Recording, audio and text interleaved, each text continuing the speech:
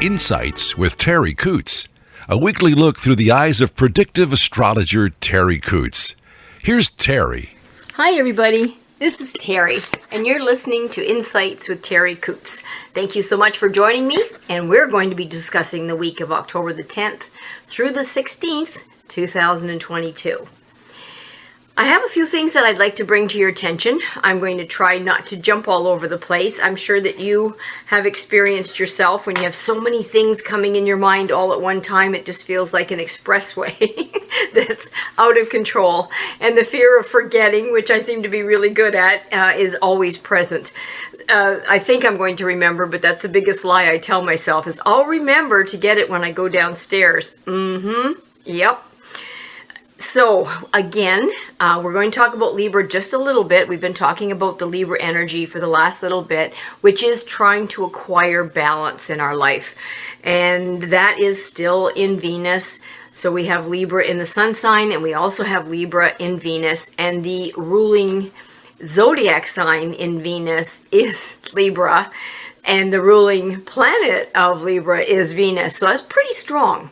Now, I warned in a couple of podcasts before to be very careful about our spending habits during this time.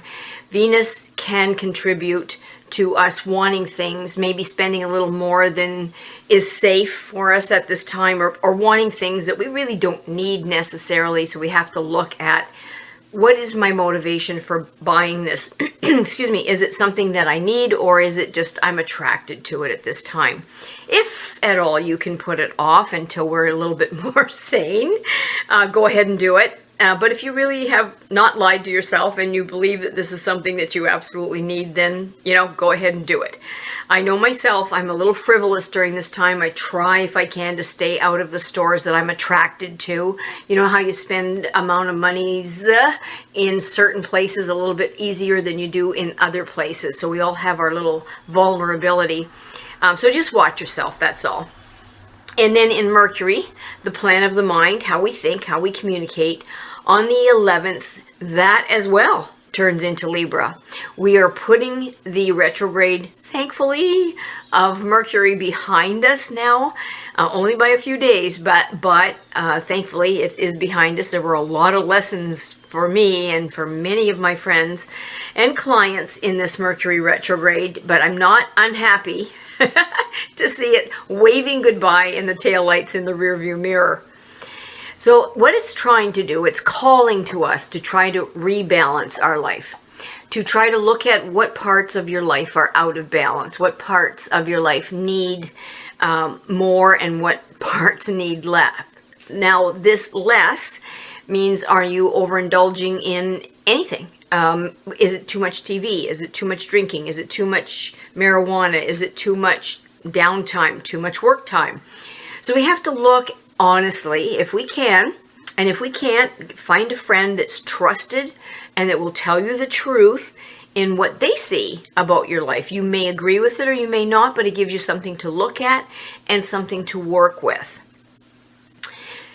This Libra energy is about partnerships as well, how to be in relationships. So anybody that is single or alone right now would feel it maybe a little bit more acutely than at other times of the year, because it craves having somebody in your life. Now, if you're a single person and you're happy with that, it's not going to be so biting. But if you happen to be somebody that you're looking for a relationship and you've wanted one, it can bite a little bit, and just don't make bad choices here. Don't settle if you can help it. And then Mars, the planet of our drive and our passion, that is still in Gemini. We've talked about that till I'm purple. And that's about really being passionate or striving towards the curious, intellectual stimulation, good conversations, possibly exploring new avenues of fun, happy projects, just something different, something that is a different approach to things that you normally do. So maybe take a different way to work or a different way home. Go on a walk that's different than what you normally do. Restaurants that you haven't tried before. Food that you haven't tried before. People that are maybe new and presenting themselves. This is the time to work on that and offer that to yourself as a gift for something new. Try to stay away if you can help it, to avoid boring people, boring conversations. It's not going to feel good. It's an energy field that just doesn't feel good. It bores you to tears, almost literally. And then maybe you can upgrade the conversation somehow by maybe introducing something new and different to that person so they can understand that we have to get off the same old story. Many of us are stuck right now in the same old story. So it may be something that happened to you in childhood that you're bringing forth now. It could be something that your dad, how your dad raised you, how your mom raised you. But as adults, we are now responsible for ourselves and to work at getting better and not stay stuck in the story. I see that with many people that adopt their dogs, that happen to know the story of the dog, the previous story, I should say, of the dog, and they get trapped in the pain that they perceive that the dog went through and probably did.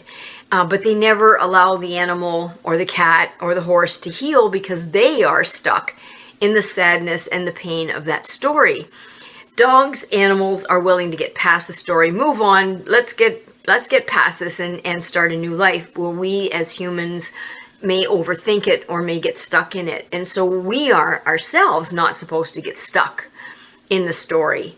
And maybe this is the time, in gentleness and love, that we need to present to friends, relatives, people that may be telling us the same story. So you might have a friend that tells you how her father talks terrible to her, and poor her, she's doing this and she's doing that, and she can't get past it. It may be somebody that is a boyfriend that they perceive is abusing verbally, but they keep coming back for more. Maybe a male that's attached to a woman who treats him badly. It's just the story. So then we have to look at what part of the story, with unconscious knowing or lack of knowing, we are still stuck in. And do we really want to move past that? Or do we just like the whining? Or maybe we have to be honest and say that we're addicted to the drama. And that's what this energy is going to give us: a leg up, a leg past, and a leg through if we take it. Now on the 9th, that was one day ago, we had a full moon, so it's still kind of sort of full. And that was in Aries. And Aries is that fire kind of an energy, and moon is water. So they don't completely love each other, because water can put out fire and fire can boil off water. So again, back to the Libra energy, trying to balance the energy and the energies if we can. Enough fire and water creates steam, and that becomes effort, and that becomes something that is accomplished and productive. So we have to look at trying to balance our lives in so many different areas. The first part of the week, when we get to some of the vulnerabilities of our body and our health, first part of the week, we may start off, because of that Aries energy, which rules the head, the teeth, the tongue, also rules arteries. We may look at if we do have a propensity towards headaches or sinus or dripping down the throat, all of those horrible, gross things that our head can do to us. Sore eyes, if you've had an injury in the any part of your body upper that is sore, may be a little bit more challenged now than at another time. So just take care of it. Headaches, I don't know, whatever you do, there could be some naturopath method that you use, lavender, anything that you can use to take that pressure off. As we move past that towards the first part of the week, it may move from the head to the neck, the vocal cords, your throat. If you have a thyroid issue, it could lodge itself in that area. So again, you want to address that. So for me, I know that vocal cords are important. Maybe my friends would have something else to say about that. But I'm also noticing some of my clients having difficulties with a scratchy throat, and then their voice gets off a little. Speaking of which, excuse me. Also, I've noticed that some people are sounding, I'm very sensitive to the sound of a person's voice, and I can hear when it changes. So if a person has any heart issues, my husband had some heart issues, and when it was going to rear its ugly head, I could hear a difference in his voice. It just didn't sound like him. It was weaker, it didn't have the strength, so I knew it was coming in a couple of days. So I'm noticing that with friends right now. So I know that we may have some laryngitis, vocal cord issues, throat issues, thyroid gland, just, the whole the whole gamut in that area. Do what you can. Get your hulls all ready to go. As we move past that towards the end of the week, what we will be looking at is shoulders, the arms, the hands, your bronchial tubes down there, and your lungs. So it would move down this way if you are vulnerable. So be proactive. This is where I will maybe use a diffuser and use the oil of oregano, or maybe touch RC Young Living on the chest area. I watch my dogs. Are they sneezing a little more than normal? Are they, my old guys, are they breathing okay? Are they having any issues? I look at the animals to tell me how they're doing. They can't tell me, so observation is what teaches me. And then for you really sensitive people, towards the end of the week, the beginning of the first week, the real sensitive ones, we will have trouble with stomach, sometimes a regenerative gland. So if you have any issues in your regenerative organs, they may give you trouble. The womb, etc., etc. But stomach might give us trouble. So if you have a weak stomach, be careful of that. Treat your tummy well if you can. Now, there's something, I'm going to do a general reading for everybody, and I want you to understand, I've had some people discuss this with me. A general reading is just that. It's general. So it may not apply to you, but it may apply to maybe your uncle, your aunt, and you may be privy to it. So on that note, it may be something that you can bring up to somebody. You don't have to say, it said this in the podcast, but you could maybe give them an indication that you noticed this or you noticed that. So a general reading is just to give us a heads up on maybe what's going on in our life, but also maybe helping us to be aware of what's going on in somebody else's life, so that we can be there for them if they have any need for us. Or sometimes just being aware and supportive, not having to say anything brilliant, just being aware is a very big gift that we can give friends and family. The number that we were given this week is number 8. And when you combine the 8 with some of the energies that we have above us right now, it is a very ambitious kind of energy. There may be a desire for power and money with the number 8 pairing with what we have right now. That doesn't surprise me, given we're going into elections and there's a desire for power and money. Maybe they go hand in hand. And it allows us to take some risky journeys. Now, sometimes, depending on the journey, will bring us success, and sometimes it won't. I would like to maybe use some examples. We have that sports player in the United States that's running for office, and he's been called to account because he's pro-abortion banning, yet he's paid for 2, has lied and said that he didn't, but there is proof that he did. Now, is that courage? Is that endurance? Is that lack of mental balance? I don't know. Is it a risky journey? Yes, it can be, because a lot of things can be brought to light and we're risking that. Maybe this is the time for it, because humans don't seem to value morals as much as we used to. We don't value that the word that you give somebody, your word, is of value and should be able to be banked on, that your word means something, that words mean something. Number 8, with the energies that we have, is supposed to impart to us good management skills and organizational tendencies. So this is the time to clean your drawers out, to organize your books, to, if you need some different type of organization, get that Tupperware cleaned up. This is the time that it'll help you. It's a tough number. It's persistent, but it can also be conservative. So it can tame the impulsive nature that we just came out of and that we might be going into, so that is a little smoother. It allows us, when it's combined with the Libra energy, to understand and how to maintain that balance in life, which is what we're really super duper striving for right now. Libra is just pounding that at us. And understand the causes and the consequences of some of the things that we do, say, that are done, that are said, and so that we can make different decisions or watch other people make different decisions. Keeping in balance of giving and receiving. So if you look at the Ukraine war and you look at Putin threatening us with nuclear holocaust, and you look at Biden trying to say, no, we don't all want to die, I would say probably the most important word here is everybody keep their head. Let's keep some balance going on here. So that's what the whole universe right now is trying to strive for, is balance. And the lesson here for many of us, not all of us, but many of us, is material property won't bring peace. It might not necessarily bring satisfaction if it does not benefit others. You won't get the full benefit of this if it doesn't somehow benefit others.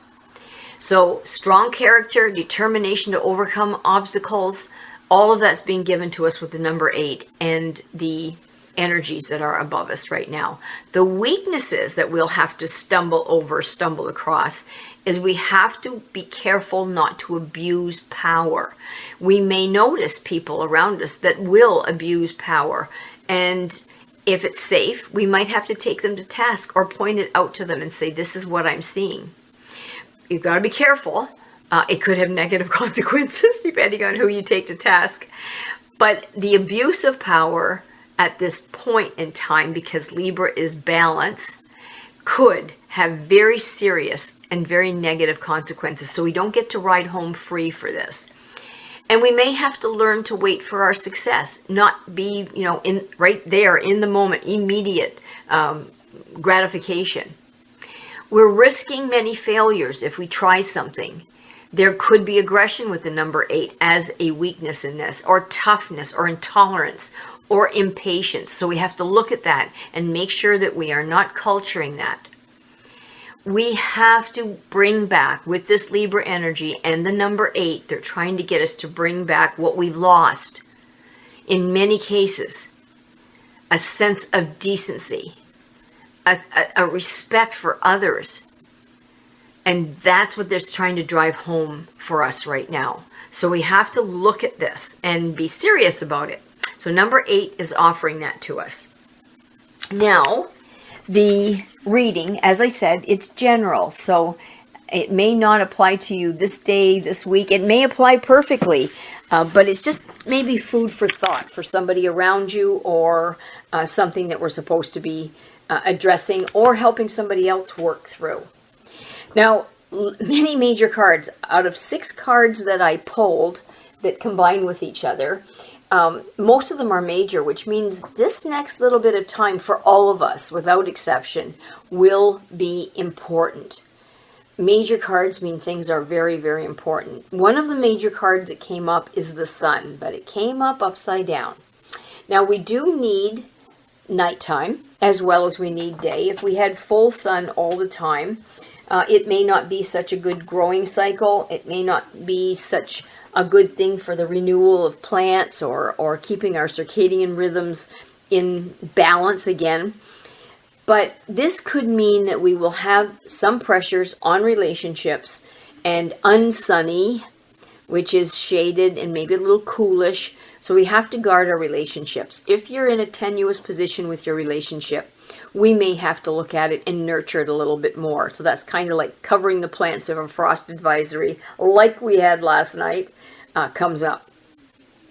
The next one is the world. So that's tying off all of the 21 major cards and moving to a brand new situation, a brand new paradigm for ourselves, brand new experience.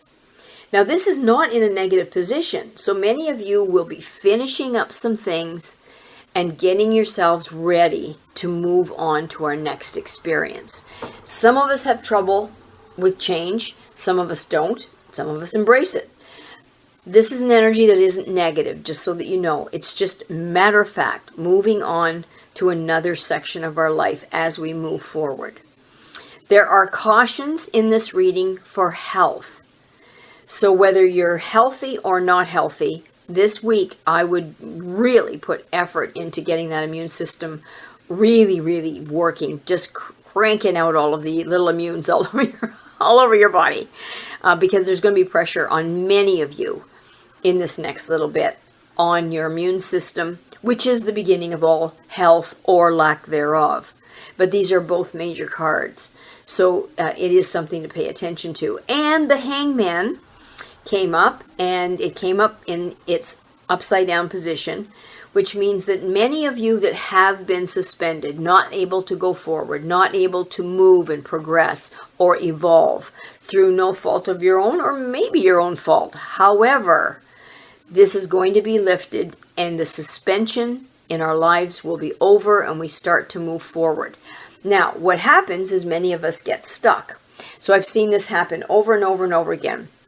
I crate my dogs, my puppies, when they come in before they have manners. So I put them in crates after they've been exercised to pieces, and they should be having a nap so that they can lay down and be confined and quiet. And then I let them out in about an hour and a half to have a drink, to have a poo, to have a little bit of a run. So it's confined energy to teach them how to self-soothe and calm down and practice quiet and peaceful experiences. Now, a couple of times I've unlatched the door and walked towards the door, and the door unlatched, but it didn't move. And the dog did not realize it was open and didn't put the pressure on it, so it mentally stayed stuck. It mentally stayed in the cage. I'm thinking, wait a minute, you could have come out for a walk. How come you didn't? They didn't try. They just had this vision in their mind that the door must still be locked and I'm going to be still a prisoner. But they didn't try. So many of us, the warning here is don't not put pressure on the door. When it's time for you to move, move. And just because what was doesn't mean what is coming is not.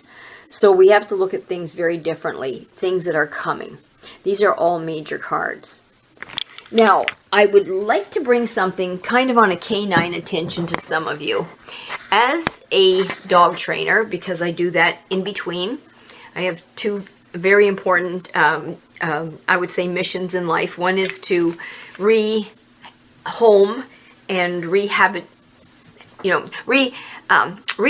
some of the dog's thinking that have been broken by humans and help them achieve a life that's fulfilling and good for everybody. Last night, and the reason I'm bringing it up is I'm seeing some of this more often, but nothing this bad. Last night I saw on the news where a dog, I won't tell you what type of breed it is because I think that this can happen to even non-threatening breeds. This dog killed a baby and a toddler and really damaged the mother. Now, the mother fought this dog for 10 minutes. So she's in the hospital. She's been upgraded from critical to stable. She's got bites all over her body, her face, her arms, her legs. She's completely body wrapped. Now, she didn't quit, but she did lose her children. Now, I don't know the background. I don't know what happened. I don't know any of the instances, but I do know animals, and I do know the people that I work with animals, and I do know what I see. And in a nutshell, what I'm seeing that can transfer to us, that we have to start to learn. I'm seeing the dog. I go into a home and I see the dog giving all kinds of signals that it's not happy, it's angry, just because it's not growling, but the stillness, the wall eye, the lips pulled back a little. Some of them get so nervous they can't stand it anymore, and we're not listening and we're not watching. So the dog just blows up or goes crazy, and they have teeth to go crazy with. And people aren't looking at the signs. So if I go to pet my dog and my dog turns his head away from me, that's avoidance. That doesn't mean that the dog doesn't love me. It just means at this moment he does not want my face in his face. He's just not wanting it. Now, most people will persist. Oh, come on, give me a little kiss. Give me those lips. Those lips are so cute. And he doesn't want it. And this happens over and over and over because we are not listening. We're not paying attention. And then all of a sudden, they say, I'm looking at it as some gathering energy coming to a head. But they say, all of a sudden, the dog blew and wiped out this family. And I'm not taking that lightly because I've seen some real close cases where just by God's good grace were they lucky to get out of that. This particular instance, they didn't. But I think that translates, friends, to our lives. How many times we're not listened to? How many times we're not validated? How many times we've said something and you know darn well the person did not hear you in any way, shape, or form. Or vice versa, you didn't hear them. And then you wonder, why is my marriage falling apart? Why is my friendship falling apart? Why are my kids not talking to me? So I think at this time we are supposed to take inventory and stock and say, what in me is not listening right now? What in me needs to hear and see, maybe from a guttural place or a primal place? But I think the animals are trying to teach us something, that we are not paying attention. We are not listening. We are making our own story, whether it's right or wrong. Oh, the dog loves it. He loves it when the baby jumps up and down on him. He just loves it. And I'm seeing something totally different. I don't know what you're seeing, but that's not what I'm seeing. So we have to pay attention to everything, in everything. Our work, our relationships, our family, ourselves. Are we having fun when we go out? Or are we just going out because we said we would? Do we know what happy is? Do you know what happy? When was the last time that you laughed so hard that it hurt? Or that you just giggled to yourself? So look at that stuff and say, what am I missing? Or maybe I'm not missing anything and maybe I just need to hold this steering wheel in place and keep it going. That's what's being offered to us. And let's make the most of it, kids. On that note, I'm going to turn you loose. If you would care to, you can hear some of the archives that has generously been put up by Charlie O'Brien. If you have any technical needs, he's there to help you. Charlie O'Brien. And he's put them up on the website, www.terriworld.com, so you can go back to the historical archives and take advantage of, oh yeah, that's right. That's what was said for that week. That's what makes sense for this week. Oh, got it. If you'd like a reading for yourself, you can text or call 519-726-6699, or you can email me at Terri, Terri.Coutts, Coutts, @gmail.com. And Charlie has us up on Spotify, iTunes, SoundCloud, Amazon, and YouTube. And I do get the link from Charlie, and when I do, I post it on Facebook, or I put it on SoundCloud so you can go right to the YouTube. Sometimes it's easier YouTube for people than some of the others. You decide. Anywhere you get your favorite podcast, you can find us, because that's where Charlie has put us. So again, thank you everybody for your time in taking and listening to this podcast. Be good to yourselves, be good to your friends. Listen, folks, I think that's one of the things we're supposed to be doing this week, is just really paying attention and listening to what others haven't said or what they are saying, not what we want them to say or not what we want to hear. Have yourself a wonderful week, everybody. Happy Thanksgiving. I hope you enjoyed or enjoy, whichever the case may be, that beautiful Thanksgiving meal. Bye for now. You've been listening to Insights with Terri Coutts, and visit her website, terriworld.com, Terri world.com. And we'll catch you next time